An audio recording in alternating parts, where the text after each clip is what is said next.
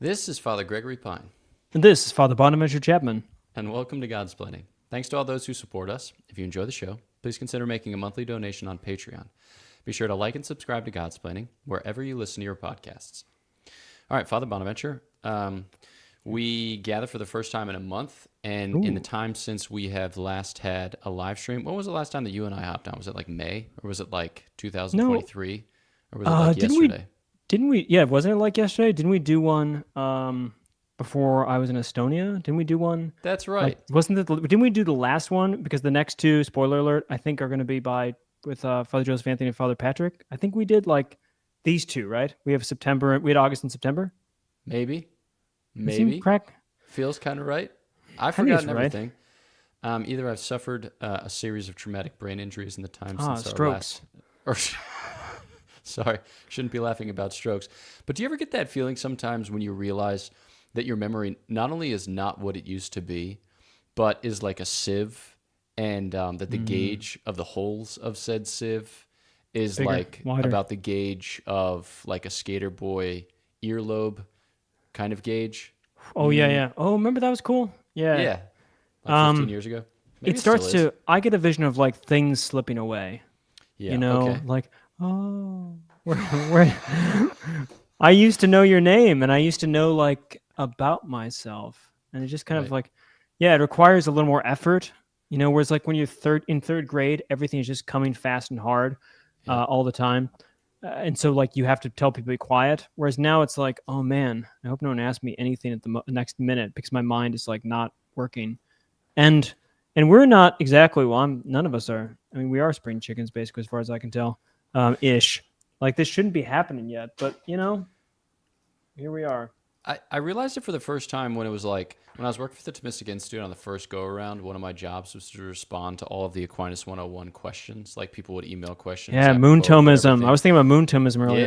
Yeah, yeah, moon Thomism happened. Um, and in the course of answering emails, I was like clipping along and thinking about my sweet prose style and feeling really great about myself. And it used to be the case that when I typed an email out, I didn't have any problems, and basically the email said what I intended it to say. And Yeah, then it happened a couple times where people would email me back and be like, "I'm sorry, what happened?" And then I look at it, and I had just written something completely incoherent for no discernible purpose. And I was yeah. like, "Huh, bizarre. How'd that happen?" So yeah, good to know that the body fails and that we can rely upon the body to fail because that gives us a kind of clear trajectory towards death, which clarifies things for us. Well, or Yeah. at the very least, it sobers the discourse, chastens the discourse. It sure does.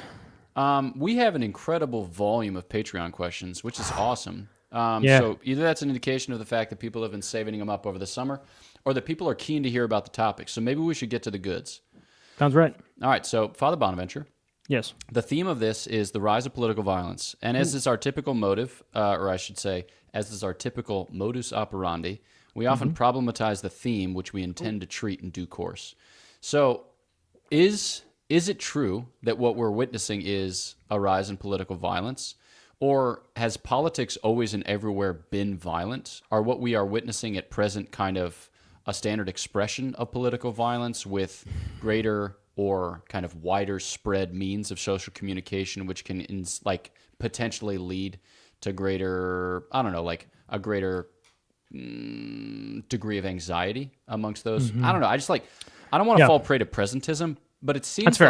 like when people are kind of emailing me and say like, "Hey, Father Gregory, thinking to come into like Seek or thinking to come into like this Thomistic Institute conference, but like, is the United States safe?" Oh, I oh think my to gosh. myself like, what do you mean is the United States safe? Yeah. But at least abroad, the United States does not seem safe Huh. to many people. Um, I mean, like you might not get in, or like oh you yeah. might die. So what's going on? Do you think that we can get like perspective on this, or like a vantage on this, or are we just going to be swept along in the tide of presentism? Swept along the tide of presentism. I, I mean, Ukraine's not a very safe place right now, right? Like America is safer than that.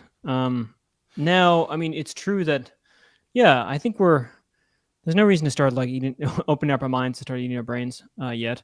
But nonetheless, I mean, it is, yeah. Well, high profile events like this are troubling, right? Like there are numerous murders all the time and numerous assassination is a political murder, I suppose. These happen all the time, right? In our capital and all cities, sort of thing.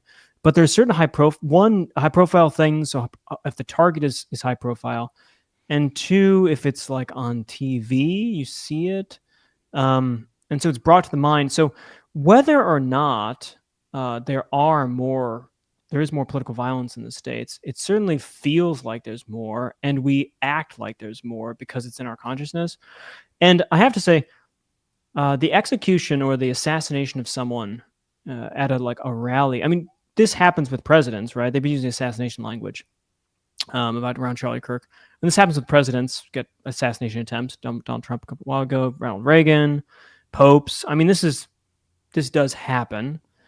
But that it be in a sense someone like on the lower down the ranks. Like if someone says, "Hey, a guy got assassinated," you say, "What? Where did he get assassinated?" You say, "Like, well, he was in Ukraine and he was fighting against the Russians." You think, well, that's just what happens to a soldier sometimes, right? That happens. And then you drop down so that's like expected that it might be possible that you die as a soldier. And then political stuff. I mean, political leaders like presidents and things. I mean, it just is the sad case that there are crazy people out there that want to kill them. And so that happens. I mean, think of JFK, of course. Think of like Bobby Kennedy. Think of Martin Luther King. Even political, even if they're not like, they're still leaders of movements. And I'm wondering about this one where like Charlie Kirk, he seems like he's lower down. I don't mean any disrespect to him. Like he's not a elected political official, nor was he like a pastor and a leader of a movement, a civil rights movement, the way that Martin Luther King was, or a senator or something. He wasn't an ordinary guy, right? So he's somewhere between like an ordinary person and Martin Luther King, but he's close to Martin Luther King. So it is kind of a political violence act, but that, yeah, and I don't compare it to Martin Luther King in the sense of like the movement turning point was just as valid with the Civil Rights Act, but in the sense of like his stature, you know. And what concerns me is since he's not quite that highest political figure, it seems like you're now allowed to shoot anybody that you don't like who's got a high megaphone on. Like Elon Musk would be another example for this kind of thing. And that's worrisome, you know, because these people, I take it, don't always have great social, Secret Service, right? So that's my concern, is that the violence is going down, you know, to lower levels, and like more regular people, they're just trying to get their voice out there. And that's troubling if you can't do that in public. It is one, but it's a big one. You know, and it's going to have a lot of effects on how people get out there and do things. So let's think. All right. I'd say that something that's distinctive of the Judean-Christian ethic is that you don't have the same kind of violence culture as you witness in contemporary paganism.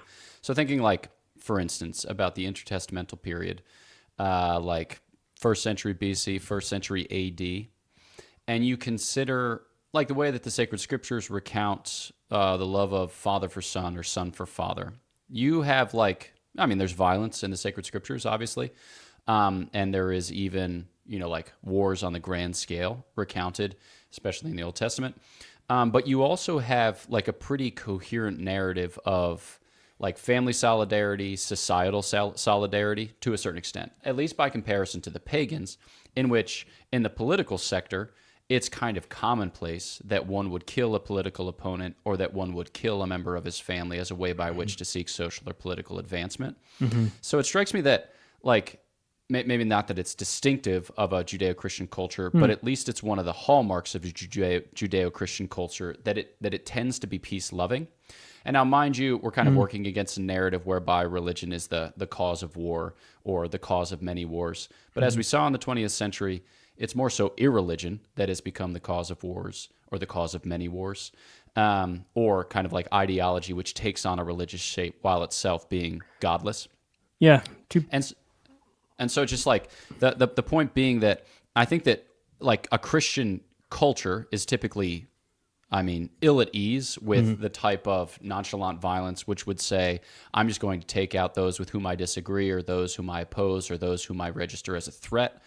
Kind of willy-nilly without due process in the case of a malefactor or without kind of due consideration for the public good. And it just seems that like that in itself is destabilizing. Now, in the United States, as you made reference, we've had assassination attempts and deaths of presidents throughout the whole course of our nation's history.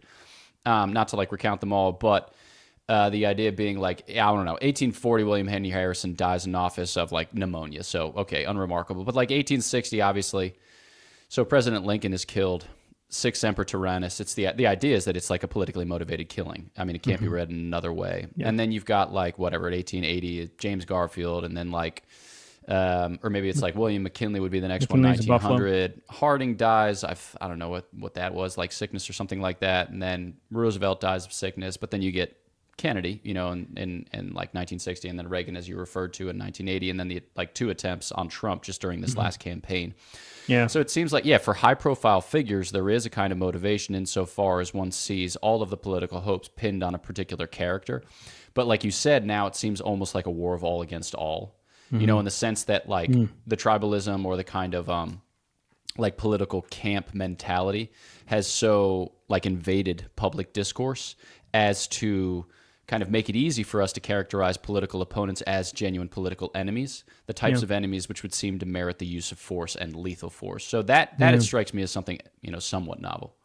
Yeah. And I think also that Judeo-Christian thing is true. I mean, we don't have to be Stanley Hauerwas to believe that the cross does make a big difference, that our Savior died. And so there's some kind of, or the Rene Girard kind of story, that violence is ended in a way, or it ought to be ended, or it should be like because he's the one who suffers instead of takes by power. That's an incredible powerful narrative. I think it's really important for us to always remember that the crucifix wasn't just kind of a salvific event, but also like supposed to change the way we interact with each other in love through this. And then also the kind of the Greek sense of sort of quote the scriptures one, and then quote the Republic on the other. We've been teaching the Republic recently. And there's the beautiful start of it is when, so Socrates is like leaving the city or something, and a bunch of men, the crew comes up and says like, "You better stay with us." And he says, "Why? I want to go." And he says, and they say like, "Well, do you see how many of us there are?"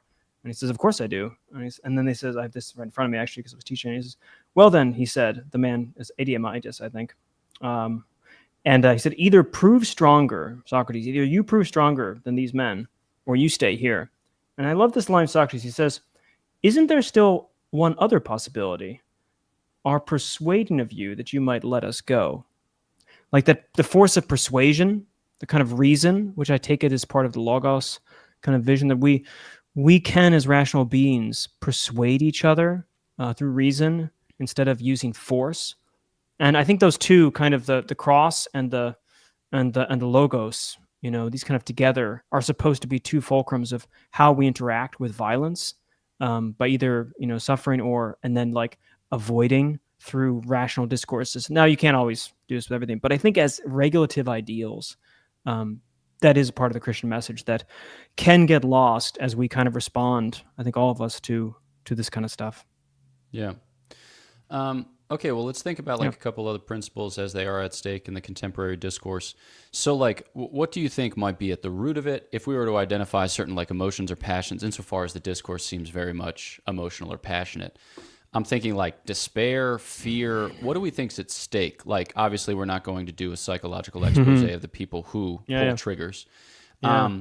But like, I mean, there are no good times, there are no bad times, there are just perilous times. But it seems like the peril of the peril of the present is a kind of chaotic one, in the sense that it causes a lot of people who just want to live and move and have there being a certain anxiety, which would tend to seize up the culture or see the culture seized up.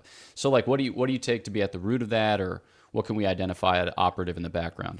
I don't know. It seems like a despair might be a good one, and not just despair. I mean, there's a despair, of course, in general in life. I think there's a malaise too, just because of post-capitalism, kind of the existence we have today. So there's a despair about whether our children will have a better lives than we will, that kind of thing, and whether we can make our rent, everything's so expensive. Blah. You can just kind of go into this stuff, right?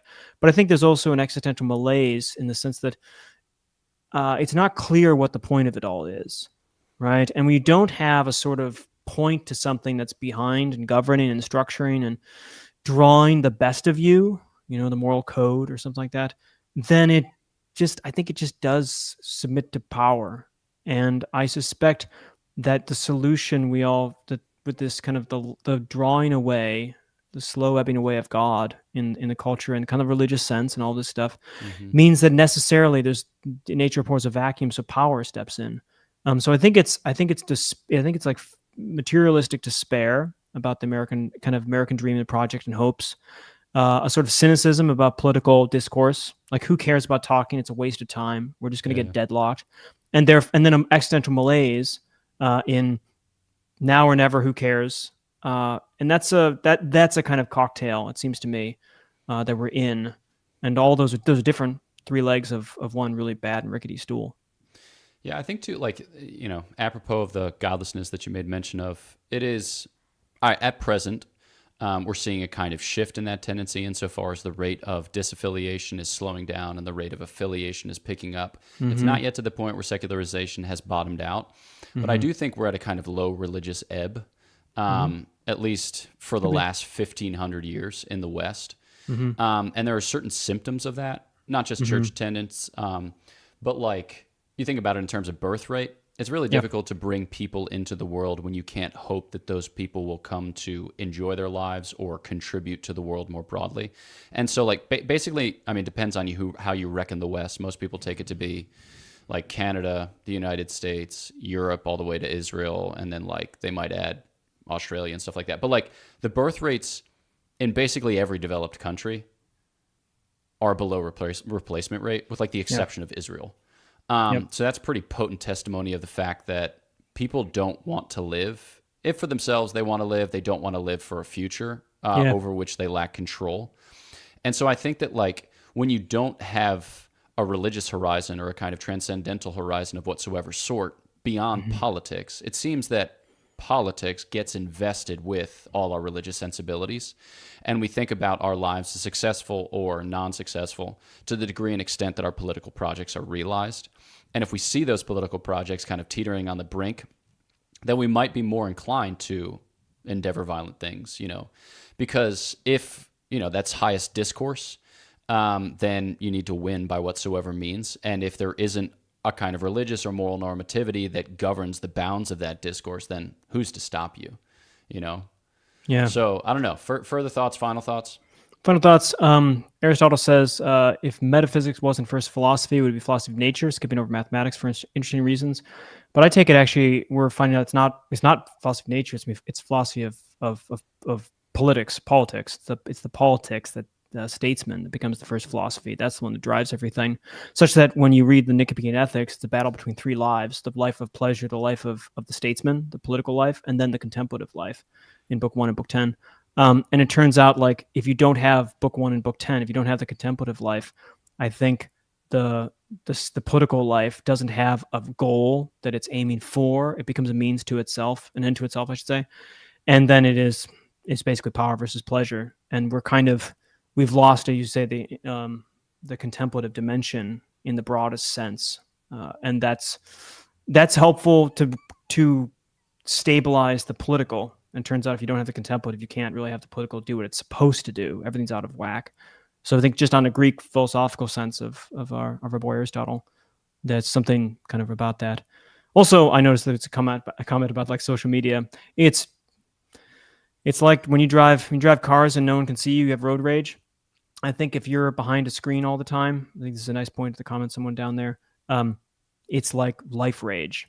So the fact that you can become that you act nasty to people in the road.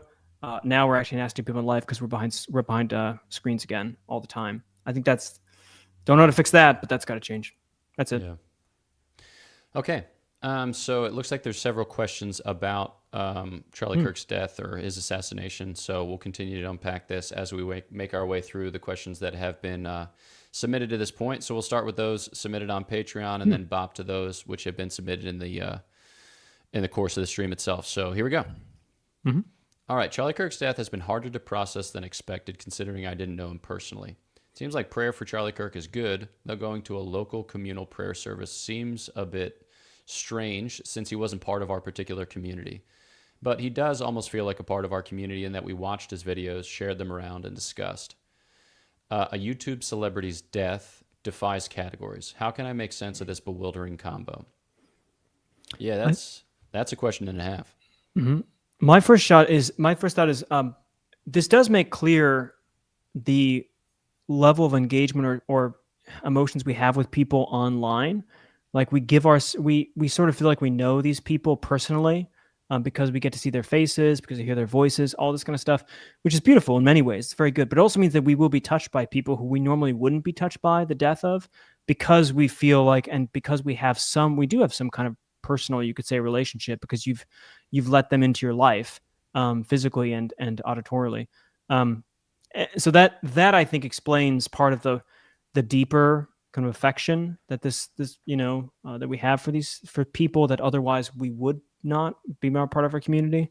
And that's just getting used to living life through screens with people on another dimension. So I think that's not surprising that we feel this a little bit more. It's not just because of what side we're on politically. I think also just because of celebrity is something that we feel closer to now.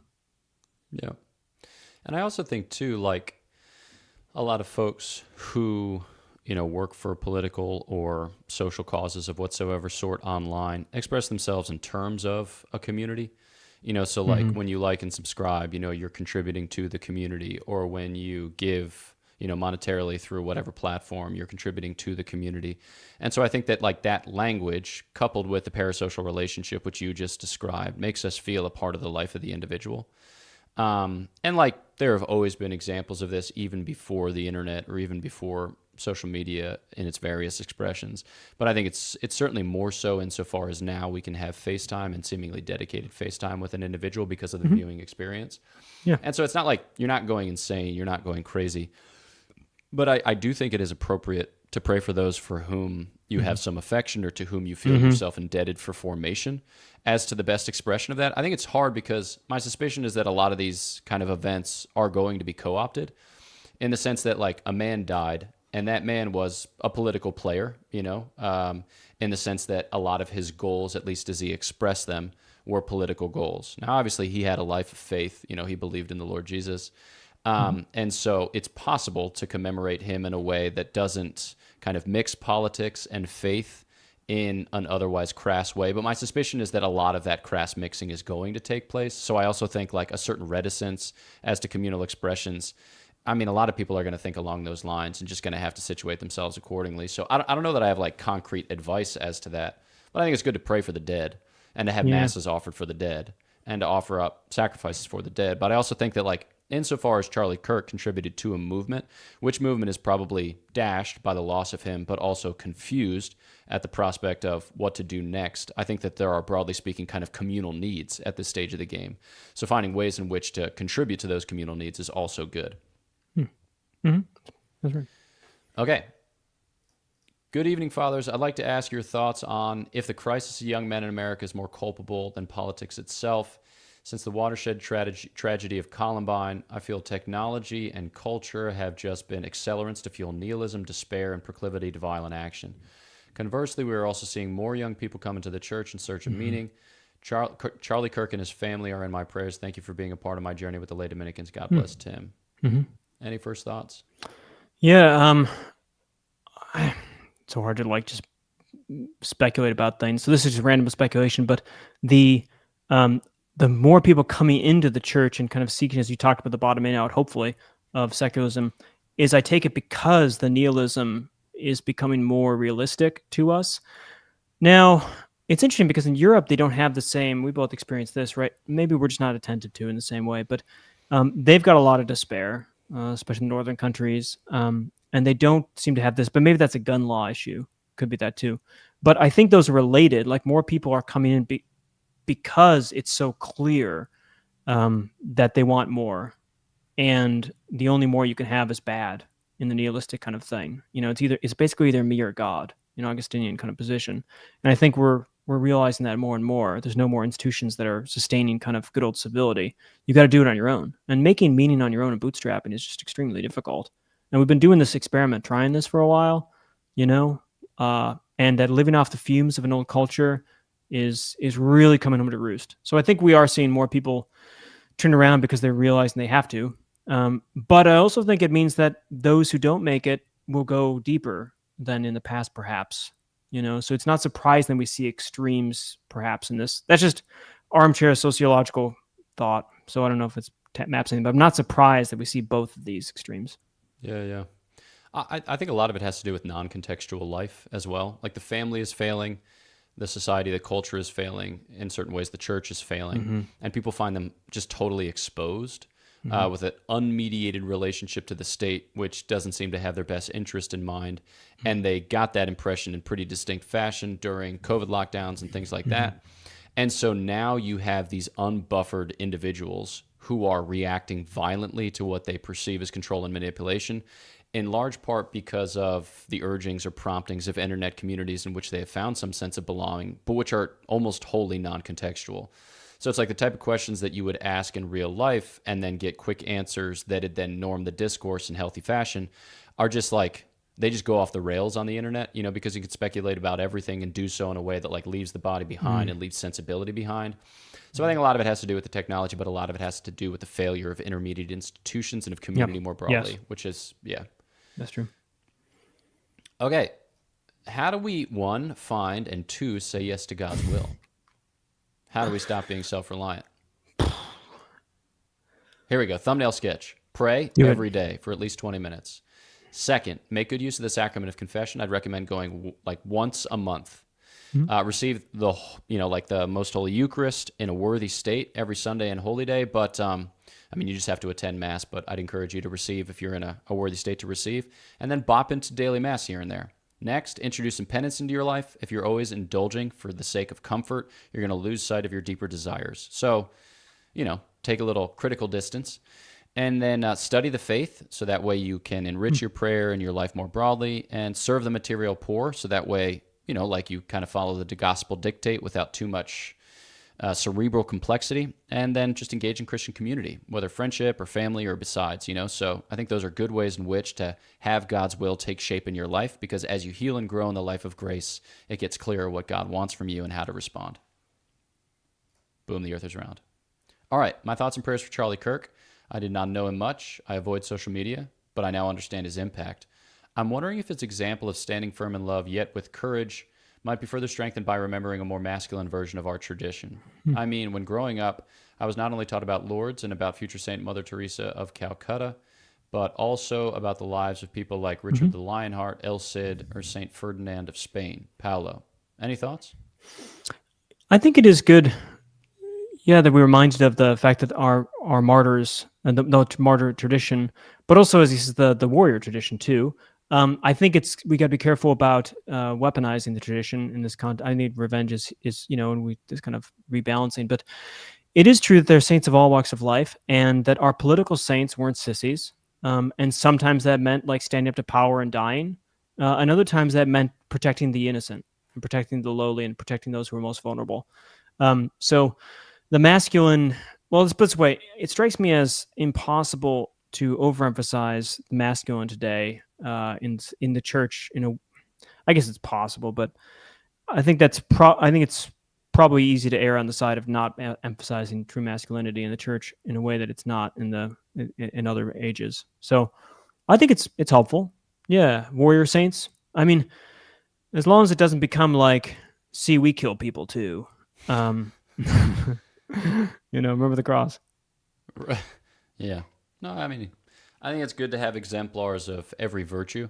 Yeah. And if we overemphasize meekness and clemency, which are virtues, which moderate anger in its interior and exterior dimensions, and lose sight of things like vindication, whereby we punish wrongdoers as befits, whatever community, then we can get an unbalanced sense of the gospel, and it ends up being something other than the gospel.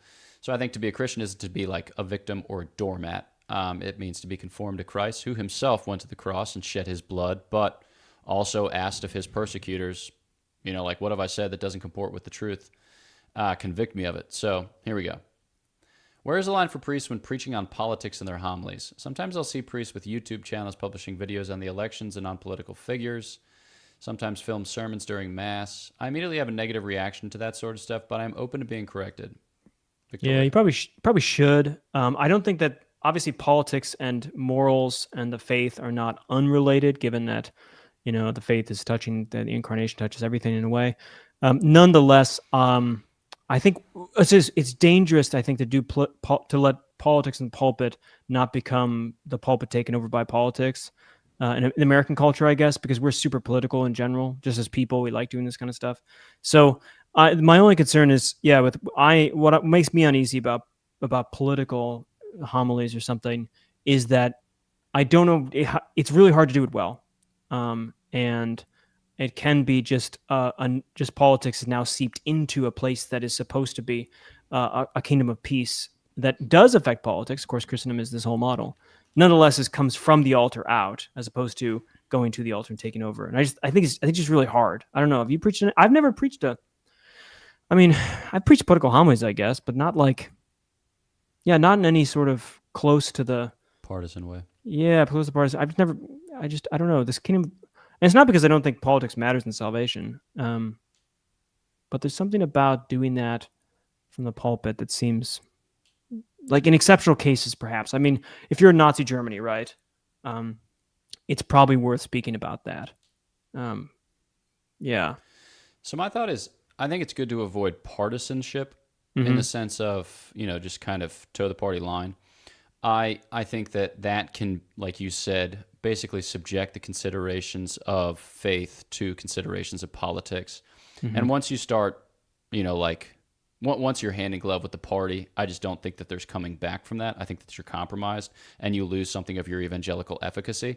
But I think that some people are made nervous by any kind of preaching which deals with like considerations of family, marriage, abortion, beginning or of life, end of life. Yeah. So do I think that like one should preach about the impermissibility or the gravely sinful nature of abortion? Yes, I do. Yeah. But I also don't think that it should be every weekend. I think it's the type of thing that you can preach on like maybe like once or twice a year.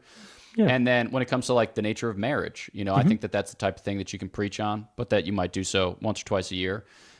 If you find that you're just like, spouting off lists as a way by which to beat the breast and bang the drum and toe the party line, then my suspicion is that functions more after the manner of virtue signaling to your already very conservative or to your already very liberal congregation than it actually does formative work, then it's actually efficacious. So I think the idea is that you operate within the setting of evangelical instruction, and the hope is that you will convict people as to like who the Lord is and what the Lord is doing, and then the effects that has or ought to have on our life. And I think there are certain things that we can say with certainty, even though they are quote unquote political issues. They're trans-political insofar as they concern like the dignity of the human person or, the nature of the common good, things like that. Boom. Hello, Father Bonaventure. Since you joined the Catholic Church after being an Anglican, did you ever consider joining via the Anglican Ordinariate? I did not. I think was the Ordinariate even? I don't think the Ordinariate was there fully established by the time, because I was 2008 when I converted, so it wasn't there yet. But there were Anglican models. I was told by some person, by some Catholic, that I should just wait and get ordained, get married, and then join the Catholic Church. And that get behind me. But I do celebrate. I have faculties of the Ordinary Mass. I love the Ordinary Mass. O God, unto whom all hearts are open, all desires known, from whom no secrets are hid, cleanse thoughts of the hearts by the inspiration of thy Holy Spirit. We may more perfectly lovely and worthily magnify thy holy name through Christ our Lord. I mean, like call to purity is just fantastic. Never going to forget that. A bunch of those things, comfortable words. So it is a beautiful thing. But I'm Roman. I mean, if you're in, you're in. Like I take it that the Anglican Ordinariate will be around a little bit, but it wasn't around from the beginning of time. And Roman Catholic Church is the Roman Rite is standard rite. So I wanted Jesus in the full Roman Rite. So here I am. There you go. The other suggestion is to have Father Conor McDonough on. All right, there we go. He is an expert in Irish Catholicism. Party on. Okay. Hello, Fathers. My question is, how can we comprehend the violent decision-making by some individuals? It doesn't seem completely random to me, and there are many theories bantered about regarding the shooter of Charlie Kirk and his personal history. I still wonder why anyone would decide for a murderous solution to a problem. Why are some people so unable to process their feelings and opinions? Why do they not say no to the invitation to violence? Maybe we simply cannot understand, and in truth should not try, but instead just keep trying to spread the good news of Jesus Christ and the redeeming love of God. Thanks to you for being there for us. May God bless you, Nancy. Any thoughts? Yeah, I think it's a good sign that you can understand it. I think at some point, I mean, I do this argument, but the good and the intelligible are convertible, which means that there's what is good is intelligible, and what is intelligible is good. And so at the heart of any evil evils obviously are chosen oftentimes for some good, but the heart of it, the reason why it makes it defective or something, is a kind of like, yeah, there should be something unintelligible because it's not meant to be violent. It's not meant to be evil in the world. It's not meant to be this way. Our will is not supposed to be turned away from him in that particular way. So there should be like a little bit of unintelligibility in there. And that's just, I think it's the mystery of sin. I think we're just stuck with the original sin in this kind of business that we do give into our passions, and we won't be able to fully calculate it. Nonetheless, there are certainly like statistical stuff and psychological stuff and healthy stuff. And like, if you keep hitting someone in the face with a baseball bat, eventually they're going to get mad. So like, don't need a mystery there. But like this kind of stuff, like pure evil, I don't know. It's like the Hitler biographies, right? Like, because he got booted out of, art school in Vienna. It's like, really? But then again, also, I mean, sin is kind of, you just sneak, little steps. I don't know. I'm okay with sin being a mystery because I think it is. Yeah, I mean, like, at the end of the day, you can give a philosophical account as to the nature of sin or the anti-nature of sin. It's like someone chooses something lower that displaces something higher because they're attached to it, because they can't live without it, or so they say to themselves, or just because, well, there might be ignorance involved, there might be passion involved, or there might just be a twisted will, a twisted heart involved. As to how somebody arrived there, it's not for us to just kind of like do genealogy and therapy on the individual, because all of us are free, at least in principle. People are capable of choosing evil things and doing so for their own malign purposes. And then as Christians, the question is like, what do you do next? I mean, you can condemn the activity for sure. As to condemning the person, it's like the idea is that people remain potentially members of the mystical body until such time as they take their last breath, and an utter rejection thereof. So it seems like we should deploy our considerable talents and resources for purposes of intercession, ongoing evangelization unto conversion, with the hopes that it amounts to something. All right, we're going to bop to a couple of like regular questions, and then we're going to bop back to Patreon questions. So, all right, good late evening from the UK. Cheers to you, HG Moss. And then thanks for doing this, fathers. Cheers to you, JB. The regular questions are just like cheers. Yeah, there you go. Let's go. All right, hi, fathers. This is Maria Elisa. One objection I've heard against the trustworthiness of Scripture and God's existence is the moral inconsistency found in the Bible. How would you respond to, say, the topic of slavery? I have a quick response to that. Go, do it. So basically, Alex O'Connor has recently had a video about this in which he debates an AI chatbot named Justin, available on CatholicAnswers.com, and he trips Justin up. No surprise there, because Justin is an AI chatbot. And he's trying to drill down on the question as to whether or not slavery is intrinsically evil. So the idea is like that you can just make that a black and white question and get for yourself a black and white answer. It's more complicated than that, because people can exercise a certain stewardship or custody over other people, like parents over their children, for instance, or like wardens over their prisoners, for instance. And so in the ancient world, you don't have typically what is understood at present as chattel slavery, which is the reduction of another individual to mere property against his or her will in a way that lasts unto perpetuity and effectively degrades the dignity of that individual. What you typically have is a kind of slavery for sustenance for exposed individuals. All right, so the people who wouldn't be able to like make ends meet were it not for some kind of indentured servitude, and then punitive slavery of political, that is to say, like warring enemies. And that'd be as a kind of penance, imposed. So are those things good practices? Well, those are expressions of a kind of stewardship or custody over other individuals, given the sociological circumstances in which the Israelites found themselves at the time. Are those the best things? No. Should they be discouraged in the long run? Absolutely. But it's not the type of thing where it's intrinsically evil to exercise a kind of stewardship or custody over another individual, given perhaps the incompetence or the insufficiency or the sins of that individual.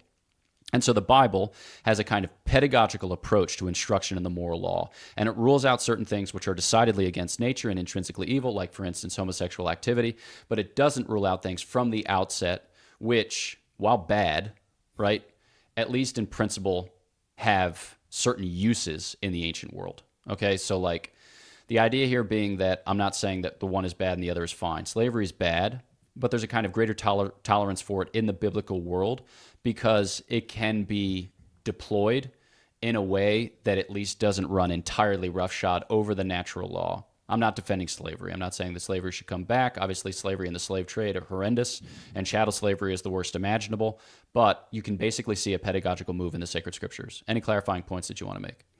No, I think people. Yeah, I think when people you're right to say what slavery is, and this stuff is really complicated. Is much more complicated. I know it sounds like a dodge, but it's not. The Bible does not condone bad slavery. At a given time, it doesn't. We wouldn't expect God to do this sort of thing. Does it do things differently than us? Yeah, but also you have to make a distinction between use and mention too. Um, uh, Sometimes the Bible mentions something. It's just because it's in the scriptures and it's a moral act doesn't mean it's condoned by our Lord Almighty. When He commands stuff, then it seems like it might be. But you know, when it's not, yeah, not every case of slavery in the Bible is automatically therefore right. Some of it might have actually been wrong. Even then, they know it, and we're supposed to know that. I take it the slavery of the Egyptians of the Jews is wrong, even though it's there and under God's providence, right? So it's complicated. Yeah, that's fair. But I think that's good. That's a good discussion of slavery, and you might be able to adumbrate that for other issues. I mean, at the end of the day, like just look. I don't know. I always come back to the New Testament, just look at Jesus, and then say, all right, he's the deal, good, and then track back from that. Like you have to. He even talks about allowing divorce, right? For a time, divorce was permitted, even though it was not blah blah blah. So there is this pedagogy, as you say.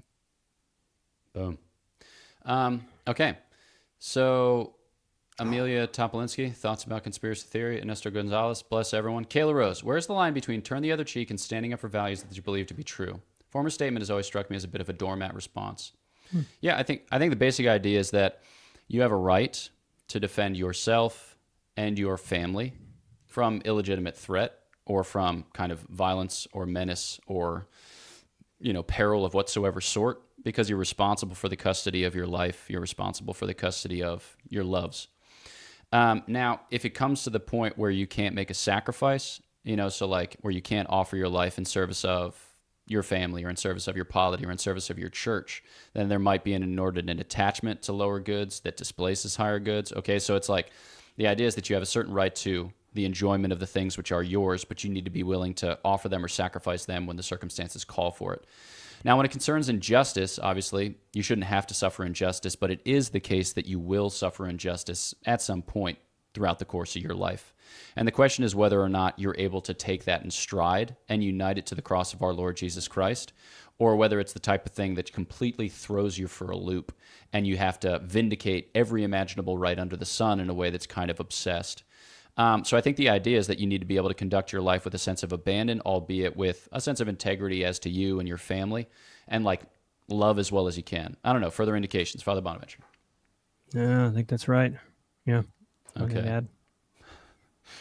All right, we have a series of comments. I'm gonna get like a ton of questions here. Yeah, from I think Flying Motorcycles wants to be upset, so he takes issue with the words Judeo-Christian. The basic idea is that this idea of father love and son love in the Hebrew scriptures is something that's part of the patrimony of Christianity, which comes from Judaism. And there's an early Christian heresy called Marcionism, which tries to whitewash the Christian past of its Jewish roots, and that's condemned. So, like, Christianity will always have Jewish roots, and it's good Christianity to the extent that it's in living contact with its Jewish roots. So, yeah. And then as to the next comment, we all feel strange because we all recognize that we are Charlie Kirk. Charlie Kirk had the same opinions on transgenderism and abortion as the church herself, and for that he was gunned down. I don't know that anyone is... Yeah, there's some comments here, but it seems, I love this. He just wants to be upset. It's a great grace. All right, bobbing back to Patreon questions. The church gives young men a refuge from the compound disasters of our age: problematized masculinity, lower educational attainment, and workforce participation, tech addictions of one stripe or another, by doing nothing other than being itself, solemn and beautiful, rooted in deep history, aimed not as passing but transcendent things. I know, too, about organizations whose outreach targets men specifically. For example, Forge, based in Iowa, Exodus 90. We just had stuff with Adam Minahan and Davey Niles. Is this enough, however? What is missing from the landscape of Catholic support organizations that could help draw men out of dark places into which more and more of them are falling? Michael. Father Bonaventure. Yeah, that's a good question. I mean, family structure is important. Making the church a place that's welcoming to men, making men feel like they belong in the church. We're actually getting there, I think, because of the surge of intellectual kind of like even the Stoicism movement kind of thing, people looking at more deeply into the roots of particular traditions. So I think that's getting there. I don't know. There's always more to be done. Yeah. There's no silver bullet here, I mean, it's just this, our civilization has been in trouble for a little bit, and we're we're just mucking our way around, and each day you get kind of better. There's no secret to this sort of thing. But I think men's groups and that is helpful. I think the Knights of Columbus are trying to do this. I think it's a spectacular attempt they're making to try to turn around an organization that started with other organizations that were kind of secretive societies in a way, and did the right thing. It was beautiful and wonderful, and is trying to make it in the 21st century. That could be really positive. If you have Knights of Columbus group that's good, then that's good too. But so yeah, some kind of men's organizations. We naturally need each other, so I'm all for men's organizations and small groups. Yeah, I think organic communities are huge, and that's like a lot of what Exodus 90 and Forge are doing. But men helping men. Yeah. All right, here we go. Hi, fathers. I think that's what's bothering me right now is CK's killer came from a nice family. Seems like his mother loved him. His family raised him with good, albeit Mormon values. They taught their kids how to handle guns. It doesn't seem like he was a loner. There are so many good conservative families raising their kids exactly like this boy. He had a full ride to university and was doing trade instead. It's like the prescription to avoid disaffected male life had no bearing. That's what's troubling me most. There's that quote CK made about gun deaths being unavoidable that the left has been circulating. I personally made that argument for years, yet now it hits different. It feels like now like you can't protect your kids from evil or from doing evil. I'm all over the place as per usual, but I guess my question is, how do we reconcile our ideas when they face the dynamism and chaos that is the natural world? Is that too much? Feel free to not read this one. If it's too, wait for it, steady. I think I got these out of order. Oh no. If it's too weird, let's just say if it's too weird. Yeah, it's for whatever reason, the end of that question didn't register. Here we go. I mean, at the end of the day, people are free. And the thing is, like, you can adjust the market conditions, but a particular market operator can do what he wants. So, like, if raising happy, healthy, holy kids were a mere matter of a mom and a dad loving each other and loving their kids, sending them to good schools, ensuring that they have access to the type of formation that they need, and sending them on their merry way, then, well, we wouldn't have had the fall because Adam and Eve were good parents, you know, and like they themselves loved each other, so it seemed, and they wanted to love God, and yet they chose against. So like our wills always remain ambivalent. There's always ways in which we can choose against and even be radicalized. And I think like maybe some of that has to do with the internet, but I think at the end of the day, it's rooted in the fact that we as human beings are fallible and that we as human beings have been given free choice and are able to choose for or against whithersoever we go. And so I think that like, yeah, I think that we do our best to love the people with whom we share our life, and we continue to invest in those relationships, not because we want to ensure that these people don't sin, but because love is worthwhile. Irrespective of how people tend, love is worthwhile because it's that to which we are called, and it's a good exercise of agency, and it's the only way through, you know? But if love were a mere matter of me coercing or compulsing another person to act well in due course, it's not love, it's a kind of strange obligation. And so I have to leave the other person free, even in a certain sense, free to walk away from it. And I think it's just always going to be earth-shattering when people walk away from love, but people will remain free to do so, which is tough. Mm-hmm. Yeah, and I mean, God, if he's God, is God. I've always been a big believer in this statement. So I know it sounds Pollyannish to say this, but like he's in charge, he's going to be okay. We have a thing called hope for ourselves, and we have charity for him, and we believe in his providence and his governance. Yeah, that's it. That's what faith's about. And that's what hope is for salvation. But trust in Him is what we got, and we're given marching orders. Our marching orders are to spread the gospel, to baptize in the name of the Father, Son, and Holy Spirit, and to try to bring up the kingdom here. And that's all we're held accountable for, and that's all you can be held accountable for. And so, not to despair, but be happy warriors in the sense of fighting a good fight. Yeah, I don't know. I mean, you have bad days. It's a bad day right now for America in this kind of fight, but there'll be good days. You know, and it'll be a really good day. Okay. I'm just going to fly through a couple of comments. Many Nice. of them are just observations, clarifications as to Judeo-Christianity. Yeah. More besides. Encouragements to faith. Yep. More clarifications. Thank you, brothers, from Ted Van Horn. Nice. Thanks, Ted.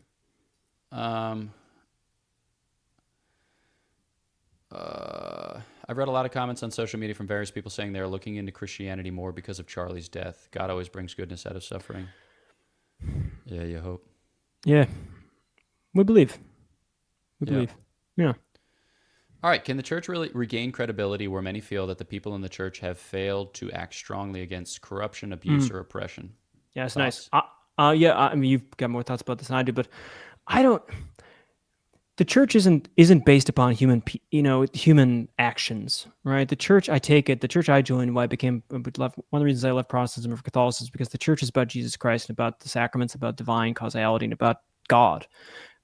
So yeah, there's abuse. Yeah, there's all this stuff. We know a lot more about it now than ever. The information, blah blah blah.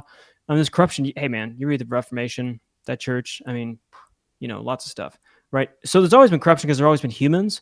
But the idea that has something to do with the ability to taste and see the Lord is good in the sacraments, to have the only hope of getting to know the most important person in most important man ever to exist, Jesus Christ, who still exists, and the second person of the Blessed Trinity, to that the saints, that there are those people. I don't know. There's some like weight scale on there that like Jesus and Mary and the saints are on here, and then we kind of pile up like bad actors. And maybe when this gets to infinite level of bad actors and God doesn't exist, then that outweighs it. But until then, the church is the divine institution, and it's filled with human people that it works through, and we make we're it's no excuse, but what does that have to do with Jesus Christ and the church? I've never understood this. It may be because I'm just not sensitive to it. Maybe because I've never experienced this kind of stuff. But I just don't understand what in the world a priest that was acting poorly has to do with the efficacy of the sacraments. I think we decided that it didn't have to do that. Boom. Okay, here we go. Your mama's boy is back. Who's like an erstwhile Philadelphia fan, but also says things about Philadelphia sports which would not seem to indicate that he supports all of them. And White Sox fan too. Yeah, he was like anti-Philadelphia Eagles at a certain point, but that's all right because he's got Iverson and his little icon here. Okay, I often feel frustrated by those who are easily scandalized by language, minor explicit content, etc. Not to dismiss things that truly are not good or life-giving, but there always seems to be an effort to virtue signal by those who are easily scandalized. Not really a question, but does that resonate or make sense? Yeah, I think when it comes to language, I don't know, like are certain crass words intrinsically evil? No, the question is whether or not they're the appropriate thing for the time. And I think that we're responsible in conversation for bringing about a kind of confluence of thought and feeling, like coming together as people. And there are going to be ways in which we complicate that or positively hinder that, whether by indelicacy or imbalance or other ways besides. But when it comes to indelicacy, people have different standards, and some people can be perhaps a little puritanical about it, easily scandalized about it. And we're only responsible for that to a certain extent, insofar as it falls within the bounds of a kind of common discourse reasonableness.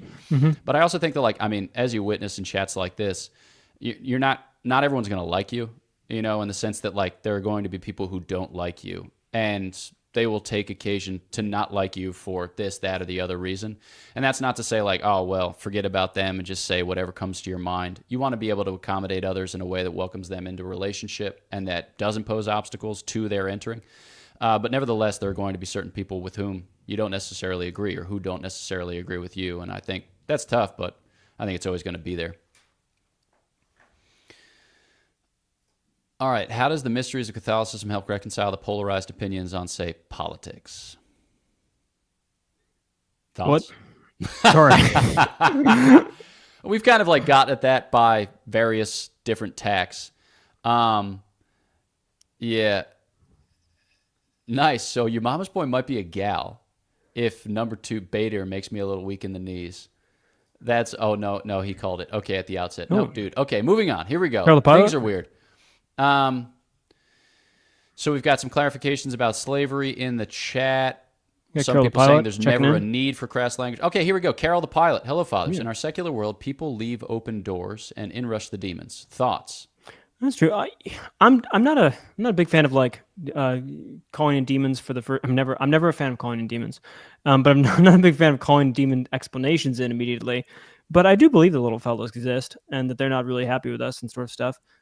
So it's undoubtedly true that more and not just secular world, I guess materialism is one thing, but there is a lot of satanic stuff that does go on. People do weird witchcraft stuff, and there's just more of that. That's fair. It's not means look, askance at everyone near you that has like, was wearing black or something. But um, there, there is more of that. I know we can get excited about it and too excited about it, but yeah. Although I don't know, just have more holy water around you. That's what I'd say. So like, that's true, but like more holy water, sacramentals will be fine. They're really helpful. Boom. Yeah. All right, Father Bonaventure, we have come to the end of our time. Apologies to Boom. those whose questions we did not get to. This is this is the only one that we have scheduled for the month of September. So if you haven't yet, do check out other things on Godsplaining.org or other things on audio and video platforms. I guess the video platform would be YouTube. We're on social media outlets of whatsoever sort if you want to follow for updates on those platforms. You can bop to Godsplaining.org also for updates on events. We've got an event coming up in Front Royal, Virginia on November 22nd. And that'll be like a day of recollection at the campus of Christendom College. And then there's all the other options that you got. Merch options. If you'd like to support the podcast, you can exercise that option on Patreon, for which we're super grateful. Doesn't have to be a lot, but anything that you can muster helps us to pay people who make the podcast run in effect. So know of our prayers for you. Please pray for us, and we'll look forward to chatting with you next time on Godsplaining.